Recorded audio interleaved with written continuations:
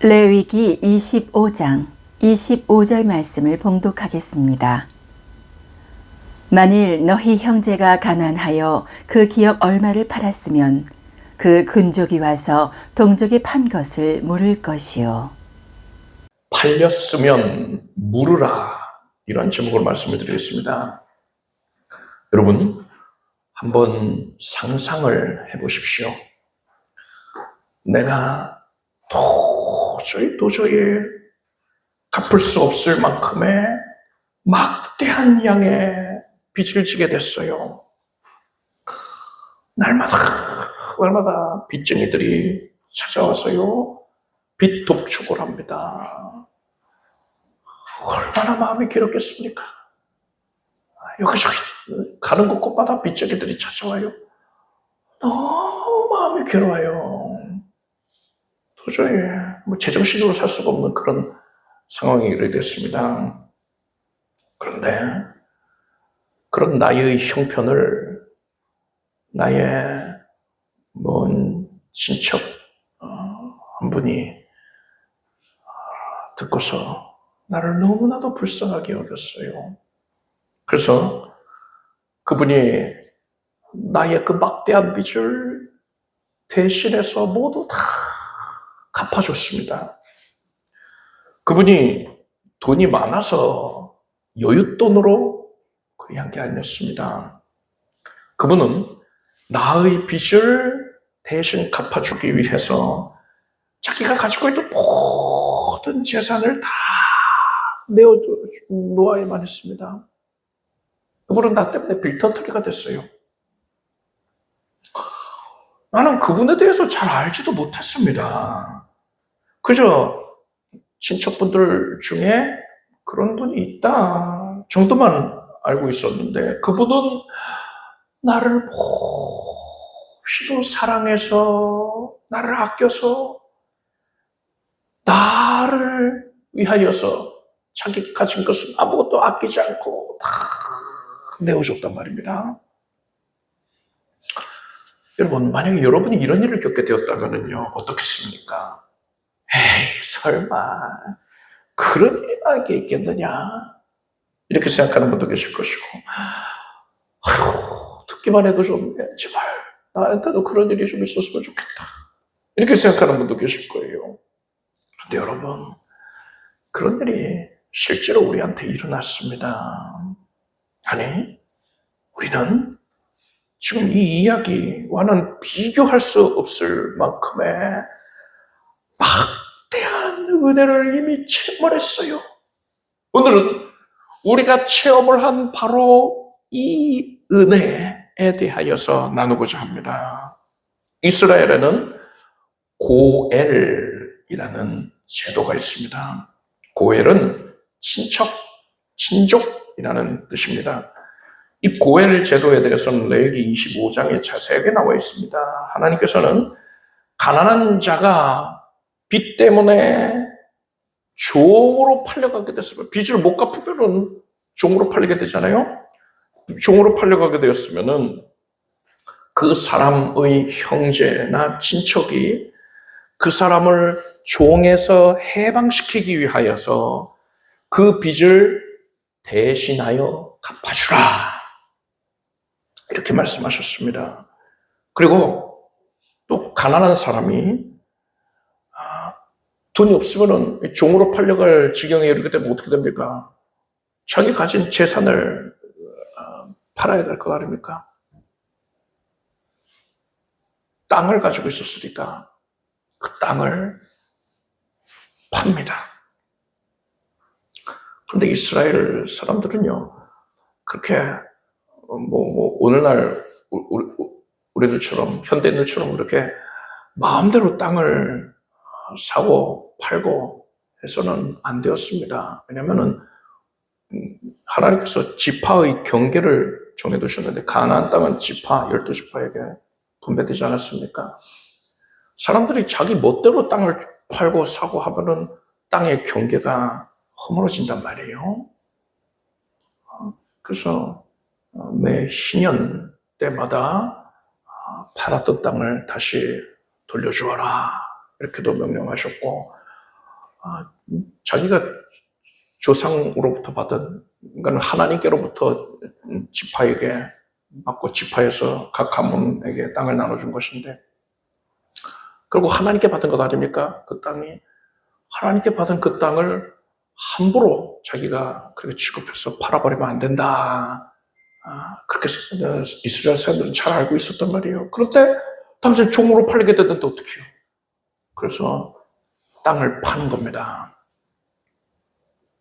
그렇게 땅을 팔게 됐으면은 이 가난한 사람의 형제나 친척들이 그 땅을 사간 사람에게 이 가난한 사람을 대신해서 그 땅값을 지불을 하고 이 땅을 돌려받아 주어야 한다.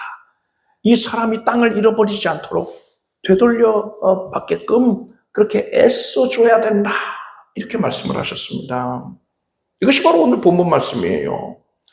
만일 너희 형제가 가난하여 그 기업 얼마를 팔았으면 그 근족이 와서 동족의 판 것을 물을 것이요. 것입니다. 그래 하나님께서는요, 누가 자식이 없이 죽었으면은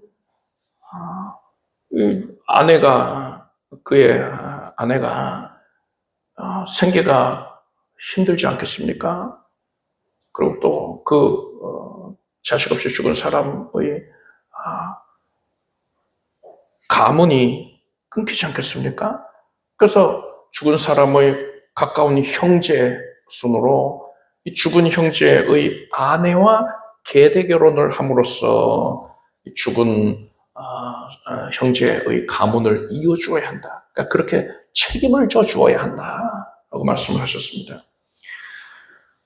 이게 고엘제도예요.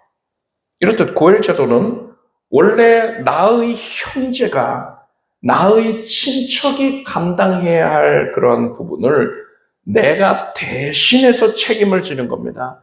내가 대신해서 감당하는 것입니다. 따라서 고엘의 역할을 감당한다라고 하는 것은 내가 나의 형제나 나의 친척을 위해서 대신하여 값을 지불을 한다. 돈을 낸다. 그리고 대신해서 그것을 담당한다. 라는 의미인 것입니다. 하나님께서 이스라엘에 이렇듯 고엘 제도를 만드신 이유가 뭘까요? 우선은 이미 말씀드렸다시피 이스라엘이 지파 그리고 가문을 중심으로 해서 존속되게 하기 위함이었습니다. 그런데 이것은 어디까지나 표면적인 이유에 불과했고요. 내면에 그 깊이 있는 영적인 의미는 무엇이냐? 고엘 제도가 바로 메시아의 사역을 예표하는 겁니다. 장차 오실 메시아께서 이러한 사역을 하신다. 무엇을 하신다고요? 고엘의 역할을 감당하신다는 거예요. 오실 메시아께서 사람들을 위해서 고엘이 되시어서 고엘의 역할을 감당을 하실 것이다. 그렇게 사람들을 구원해내실 것이다. 이것을 메시아가 오시기 전에 미리 이스라엘 백성들에게 예습을 시키기 위해서 고엘 제도를 만들어 두신 것입니다. 아담과 하와, 이 첫사람의 범죄함으로 인하여서 모든 사람들은 다 죄 가운데 출생하게 됐습니다. 의인은 없나니 하나도 없다 했어요. 모든 사람들이 다 죄인인 것입니다. 그렇게 불의한 죄인들은요, 절대로 천국에 들어갈 수가 없습니다. 따라서 사람은 구원받지 못하는 것이고, 구원을 상실한 거죠. 그래서 천국에서 하나님께서 주실 유업을 얻지 못하고 빼앗기게 된 겁니다. 사람은 아무리 노력해도 죄를 씻을 수가 없어요. 따라서 사람의 노력으로는 천국의 유업, 천국에서 누릴 천국의 기업, 이것을 되찾는 게, 빼앗긴 그 유업을 되찾는 게 불가능한 겁니다. 그런데 하나님께서는 죄인을 불쌍하게 여기시고 사랑해 주셨습니다. 그래서 하나님께서는 사람에게 천국의 유업을 되찾아 줄 방법을 마련을 하셨어요. 그게 뭡니까? 이사야 41장 14절에 지렁이 같은 너희 야곱아, 너희 이스라엘 사람들아 두려워 말라. 나 여호와가 말하노니 내가 너를 도울 것이라. 내 구속자는 이스라엘의 거룩한 자니라 하셨습니다. 이 말씀에서 구속자에 해당하는 원어가 바로 오늘 우리가 살펴보고 있는 고엘입니다. 하나님께서 사람에게 천국의 유업을 되찾아 주시기 위하여서 하나님이 친히 사람의 고엘이 되어주셨단 말이에요. 고엘은 형제나 친척을 위해서 대신하여 값을 지불해 주는 것 아닙니까? 따라서 고엘이라는 말을 번역을 할 때에 고엘의 목적인 구원을 강조를 하자면 이 고엘을 한자로 어떻게 부를 수가 있냐? 구할 구, 구원할 구, 그리고 바칠 속 해서 구속이라고 이 고엘을 번역할 수가 있는 거예요. 그리고 고엘이 대신하여 감당했다라는 의미가 있잖아요. 이것을 강조하자면 고엘을 대신할 때에 바칠 속을 써서 대속이라고 표현할 수가 있는 겁니다.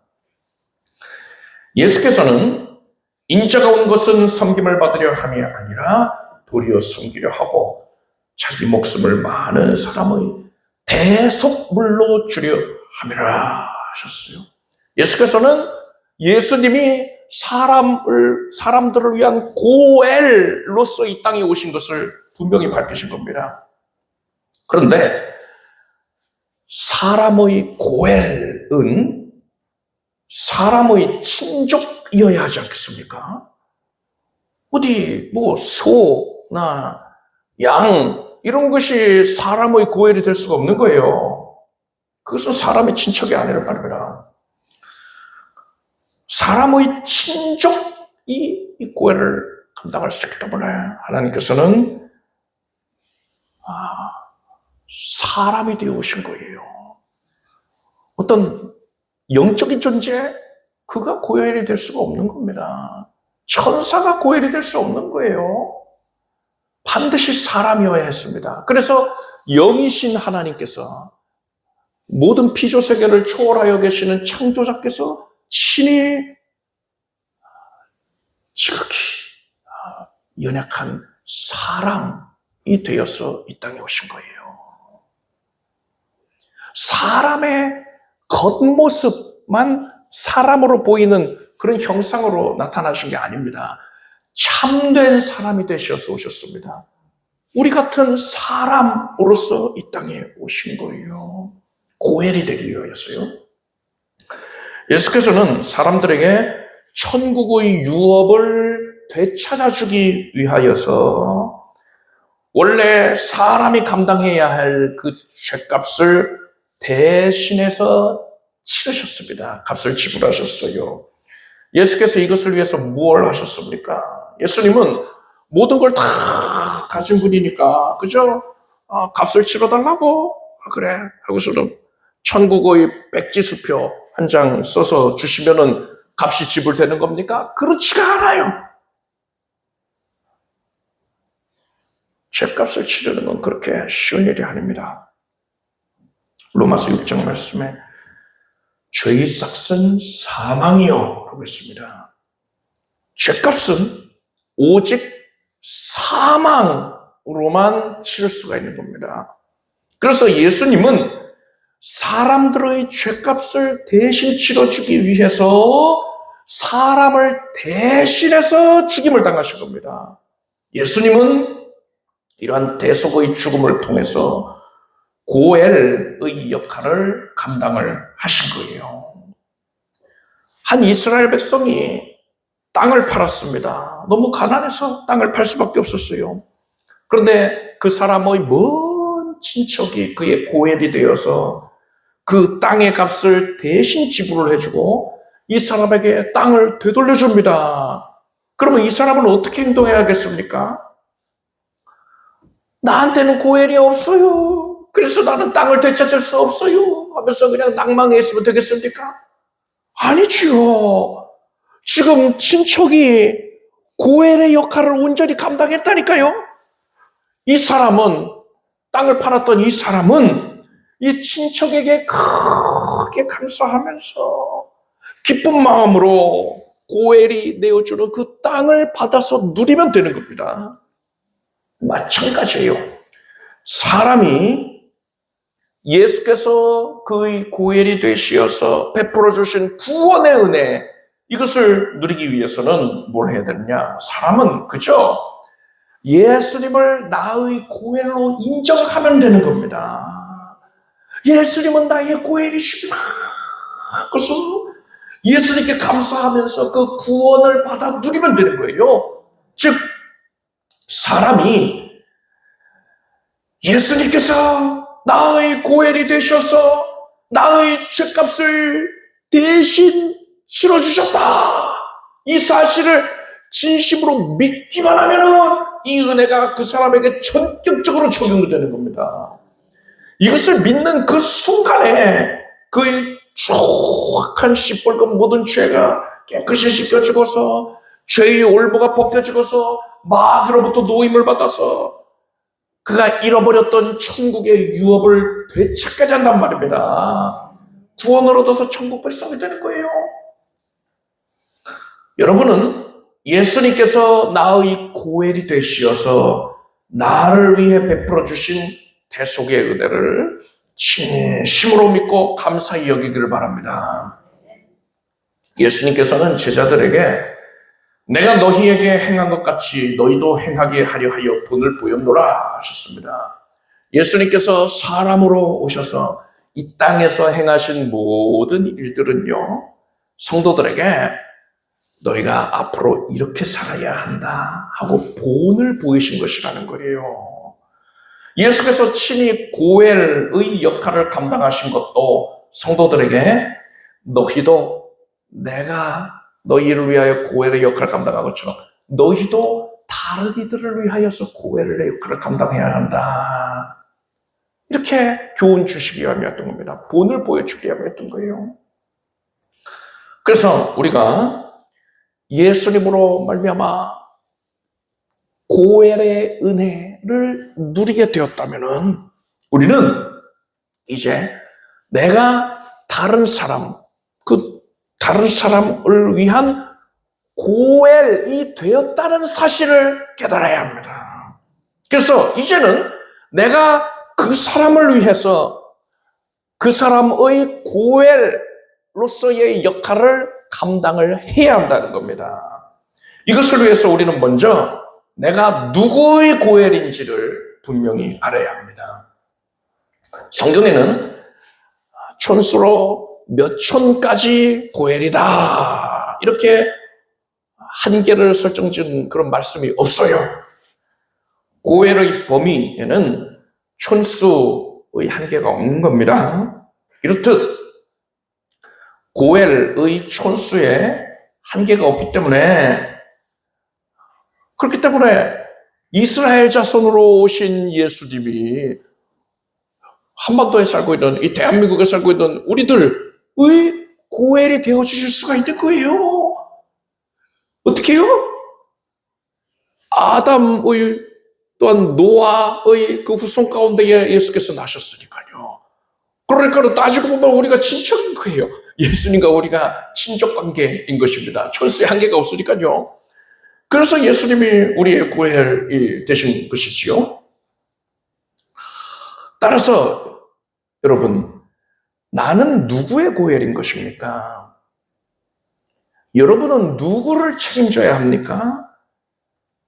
여러분이 여러분의 가족들과 친척들을 위한 고엘이 된다는 것은 뭐 당연한 사실이죠. 두말할 나위가 없는 분명한 사실입니다. 예수님께서 촌수의 한계가 없이 모든 사람을 위한 고엘이 되셨잖아요. 여기서 우리는 뭘 알 수 있습니까? 우리도 모든 사람들의 영혼의 구원에 책임감을 갖는 것이 마땅하다는 것입니다. 모든 사람들의 구원을 위해서 우리는 반드시 애써야 되는 거예요. 그런데 여러분, 이렇게 당연한 말인데 고엘의 범위를 항상 모든 사람에게까지 그렇게 확대해서 적용을 하고 있으면요, 내가 직접적으로 책임을 져야 할 그럴 대상이 모호해진단 말이에요. 굉장히 추상적인 개념에 머무를 가능성이 큽니다. 내가 책임져야 할 대상들이 내 눈앞에 보여야지, 또 내가 잘 아는 사람들이어야지 내가 적극적으로 임할 텐데, 모든 사람의 구원을 위해 힘쓰라, 이렇게만 생각을 하고 있으면요, 소극적으로만 머물 가능성이 대단히 크단 말이에요. 그래서 저는 여러분들께 여러분의 고엘의 범위를 여러분의 가족들과 친지들, 그리고 여러분이 관계를 맺고 알고 지내는 분들, 그러니까 지인들에게까지로 그렇게 정하라 말씀드리고 싶습니다.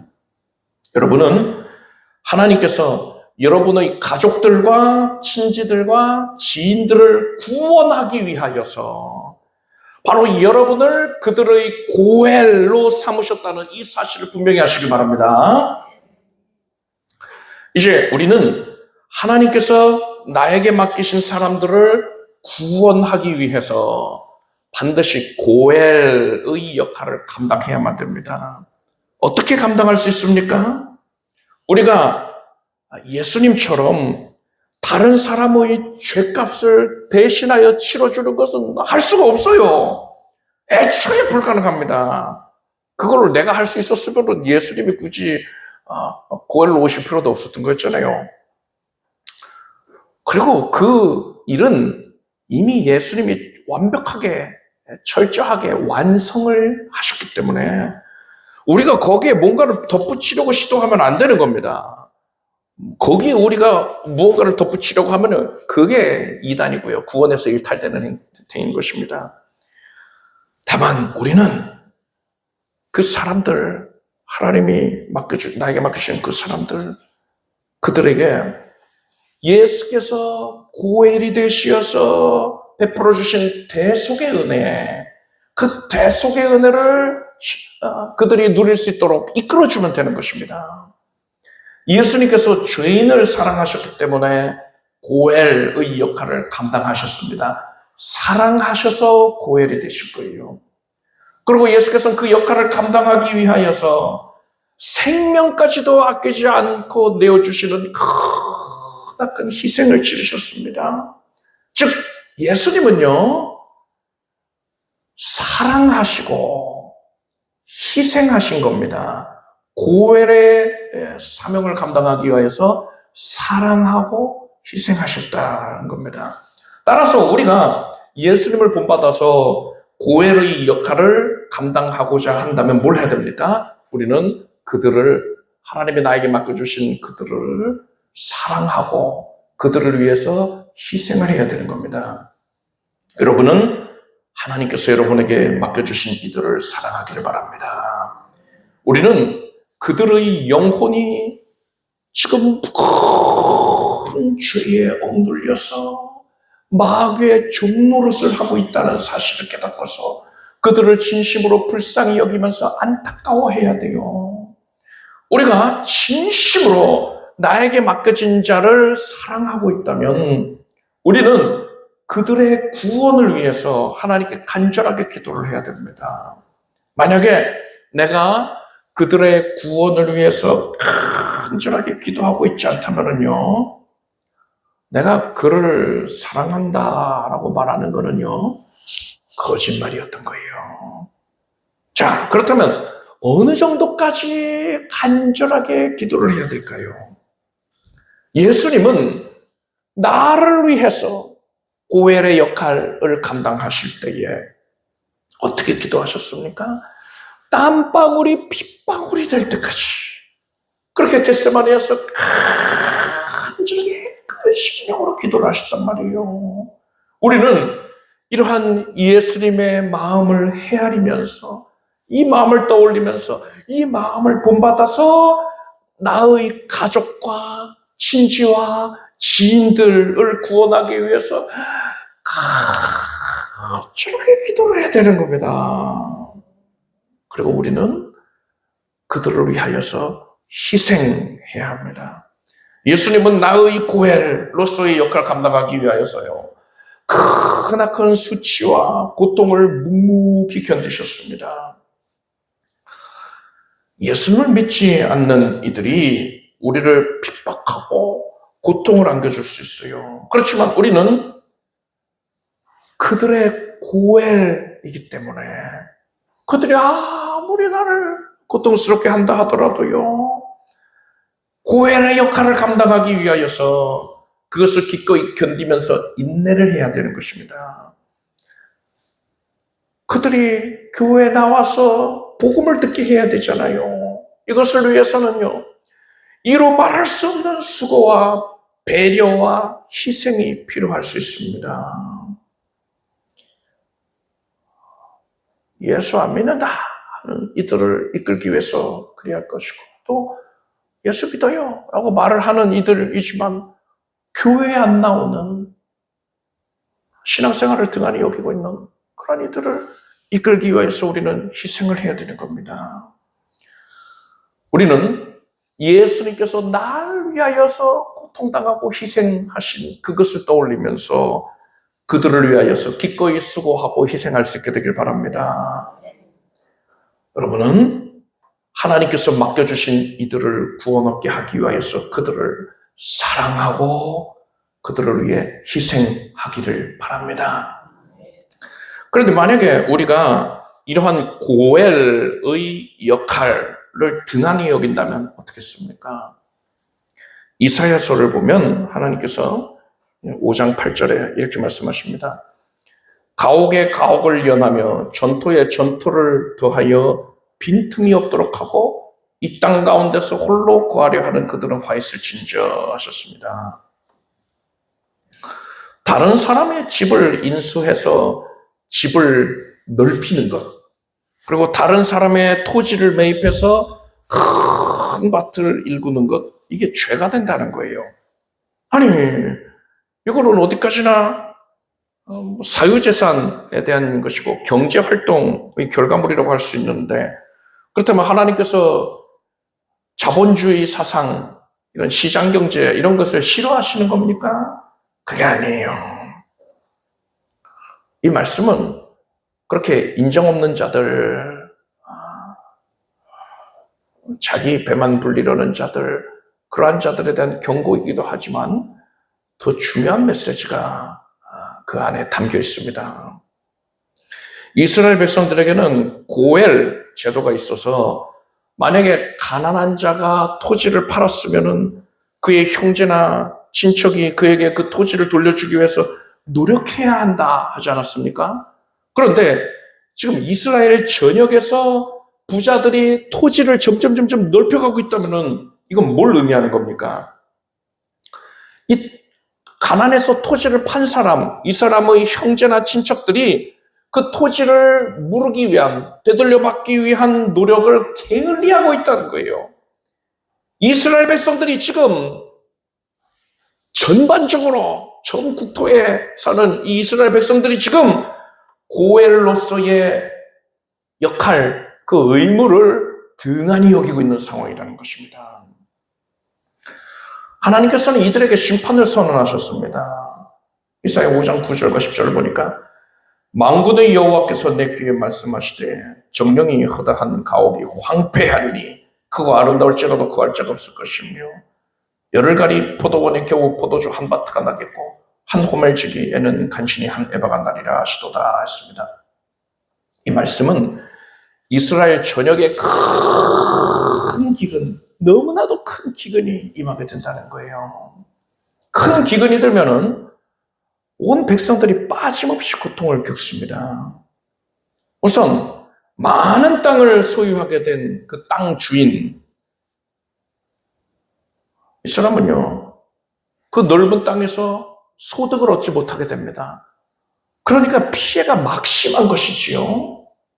그리고 그 사람에게 땅을 팔았던 가난한 사람, 이 사람도 큰 기근으로 인해서 양식을 구하지 못하게 되니까 큰 고통을 겪게 됩니다. 이 사람들만 고통 겪습니까? 아니지요. 한 가지 부류가 더 있습니다. 고엘의 의무를 게을리했던 자들, 이들도 큰 기근으로 인해서 함께 고통을 겪는 거예요. 이 말씀에 깊이 있는 이 영적인 의미는 이러합니다. 여기서 땅은 천국의 유업을 의미합니다. 그러한 땅을 잃게 된 자들, 팔게 된 자, 이 사람은 천국에 들어갈 수 없는 불신자를 의미합니다. 그리고 그 땅을 늘려가면서 땅을 다 차지를 하고 있는 부자, 이 주인은 천국의 유업을 빼앗아간 마귀를 의미하는 거예요. 그리고 땅을 되찾아주는 이 고엘의 의무를 게을리한 사람들, 이 사람들은 주변 사람들의 구원을 위해서 일절 노력하지 않은 사람, 그러한 성도를 뜻하는 것입니다. 하나님께서요, 당연하게도 마귀를 심판하십니다.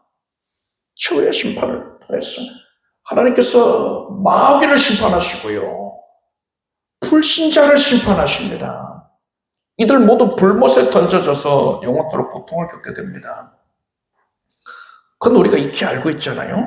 그런데 하나님께서는 고엘의 역할을 감당하지 아니하는 자들도 심판을 하시는 거예요. 물론 전도하지 않았다 해서 그 사람의 구원이 취소된다던가 지옥, 불못에 던져지는 것은 아닙니다. 그렇지만 이들에게는요, 하나님의 심판이라고 표현할 만큼 크나큰 고통이 더해지게 되는 것입니다. 구체적으로 어떤 고통일까요? 하나님께서는 시편 37편 34절 말씀 보니까요, 악인이 끊어질 때엔 네가 목도하리로다 하셨습니다. 우리가 장차 천국에 들어가지 않습니까? 예수 그리스도를 구세주로 영접한 자들, 대속의 은혜를 믿는 자들은 반드시 천국에 들어가게 됩니다. 근데 그 천국에서요, 우리는 불신자들이 심판을 받는 모습을 내려다보게 되는 거예요. 목도하게 되는 것입니다. 그런데 그 고통받는 자들 중에는요, 내가 사랑하는 내 가족이 있어요. 나의 친척이 있고, 내가 평소에 잘 알고 지냈었던 그런 이들이 거기에 있단 말입니다. 그들이 불 가운데에서 심한 고통을 당하면서 뭐라고 합니까? 위에서 내려다보고 있는 나를 향하여서 그들이 뭐라고 하겠어요? 뭐라고 할 것 같습니까? 너는 이렇게 될 거 다 알고 있었잖아. 너는 교회 잘 다니고 있었잖아. 내가 이렇게 될 거 뻔히 다 알고 있었으면서 왜 나를 위해서 너는 고엘의 의무를 다하지를 않은 것이냐. 그래서 그들이 나를 원망하는 거예요. 나 때문에 지옥 같다고 원망하면서 울부짖는 겁니다. 네가 나의 고엘이었는데. 그 모습을 우리가 내려다보면서 마음이 어떻겠습니까? 에이, 나는 천국 들어왔으니까 됐지 뭐 하고 그거 털어버리겠습니까? 그럴까요? 나는 이 세상에서 내가 고엘의 의무를 다하지 않았던 것이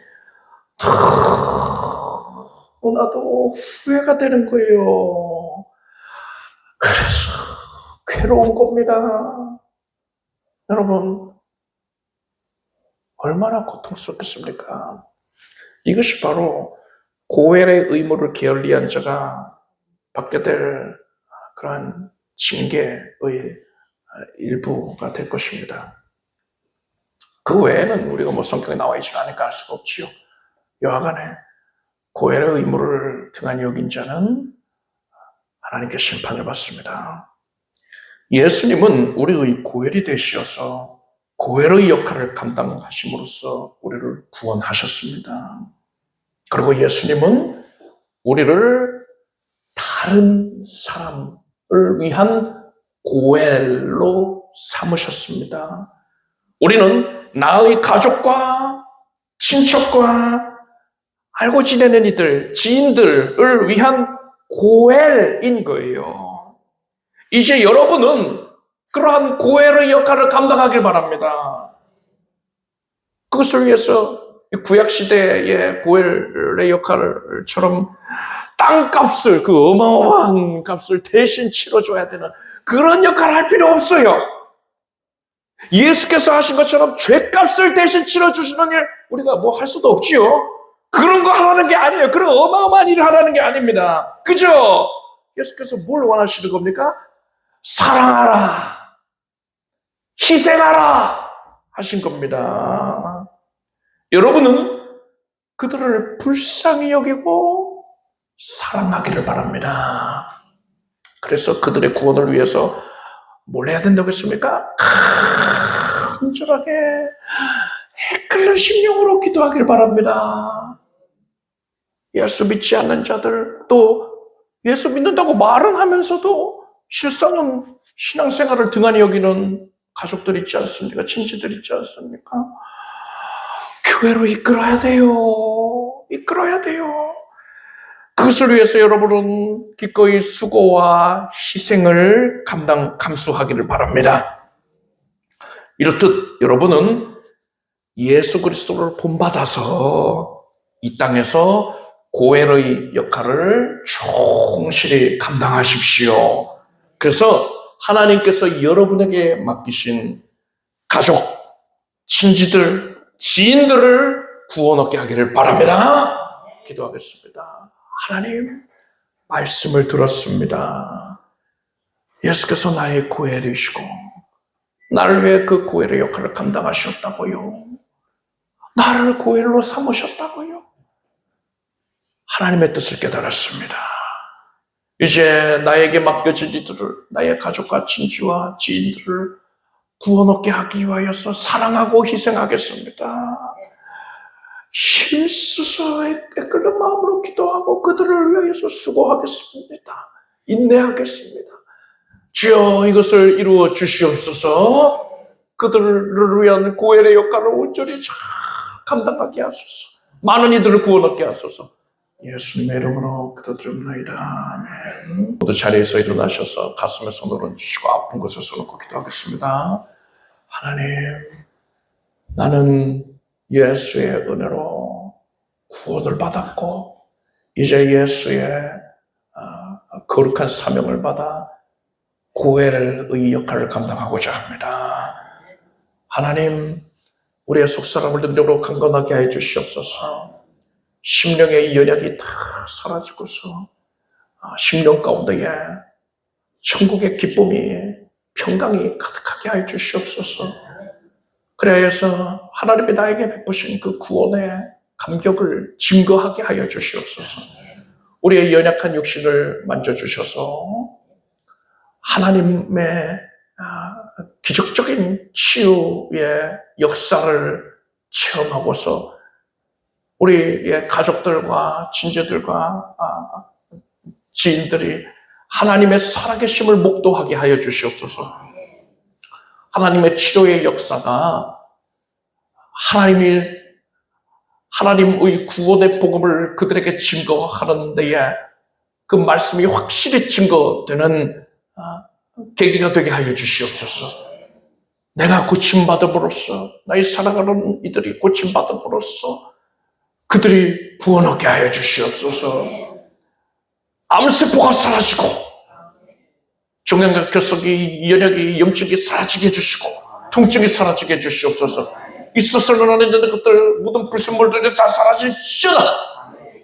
하나님께서 만성적인 모든 질환도 고치시고 두통을 고치시고 뇌신경을 세포를 고쳐주셨고 바른 하나님의 은혜로 밝은 시야를 갖게 하여 주시옵소서. 눈에 건강을 주시옵고 비염 축농증이 고침받게 해주시옵소서. 성령의 불로 거룩한 능력으로 모든 연약이 사라질지어다. 뼈 마디마디 관절과 골수를 고쳐주시옵소서.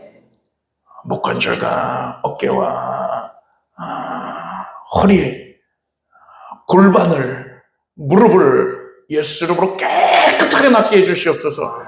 하나님께 달려있고 하나님께서 능력을 나타내십니다. 하나님께서 이 일을 이루시고 천도의 문을 열어주시옵소서.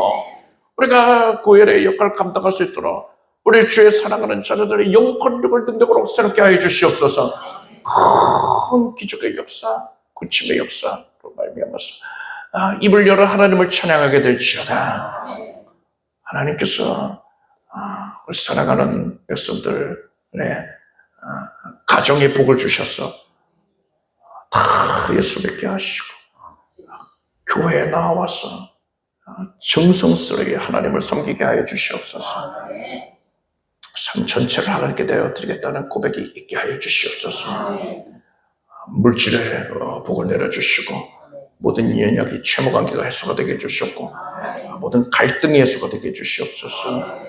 취업의 문 여시고 지략의 문도 열어주시고 자격시험을 합격하게 해주시고 직장 내에서 으뜸되게 하여 주시옵소서. 하나님의 은혜로 만남의 복이 있을지어다. 믿음의 가정을 일구게 될지어다. 하나님께서 나아가는 걸음걸음을 인도하여 주시리라.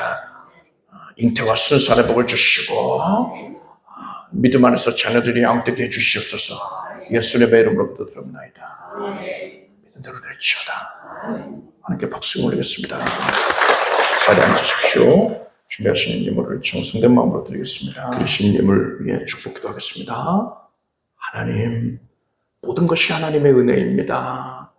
하나님의 사랑과 은혜 내려주심을 감사하며 기쁘게 자원하여 구별하여 하나님께 예물을 올립니다. 우리의 삶을 바칩니다. 하나님께서 아름답게 여겨주시고 거두어 주시옵소서. 각별히 비옵나니 주의 백성들의 삶이 크게 윤택하여지고 번성하여서 하나님께 적극적으로 헌신할 수 있게 하여 주시옵소서. 헌신의 지경을 넓혀주시고 깊이를 더하여 주시옵소서. 전도의 문을 열어주시옵소서. 우리 성도들이 영혼의 자들같이 범사가 잘되고 강건한 것이 적용 복음 전도의 문이 열리는 기회가 되게 하여 주시옵소서. 예수님의 이름으로 기도드립나이다. 그래서 지금 말씀드리겠습니다. 물순의 식과 임직 예배 일정을 확인하시고 참고하시기 바랍니다. 아직 세례를 안 받으신 분들은 이번에 모두 세례를 받으십시오. 교회에 풀장을 마련을 해서 풀장에서 세례를 하고자 합니다. 임직 예배 때는 권사, 안수 집사, 서리 집사의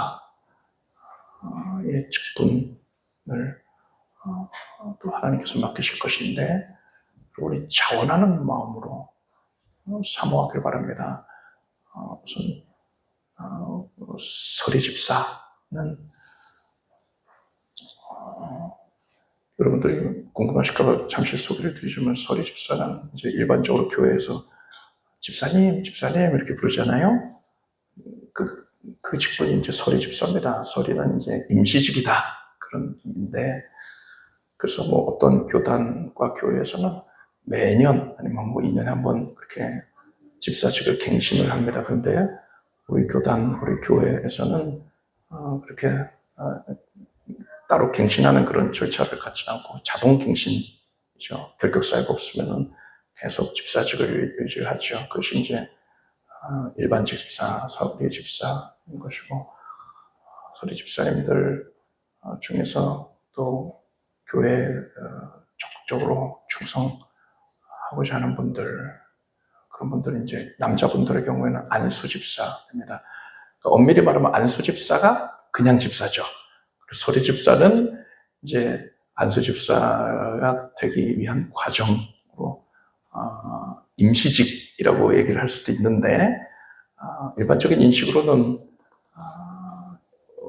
우리나라 교회들에서 이제 성도들 간 일반 인식은 서리 집사가 이제 일반적인 집사고 그보다 더 이제 충성을 하겠다 다짐해서 남자분들이 받는 그런 직분은 또 교회에서 인정받아서 그렇게 받는 직분은 안수 집사라고 표현합니다.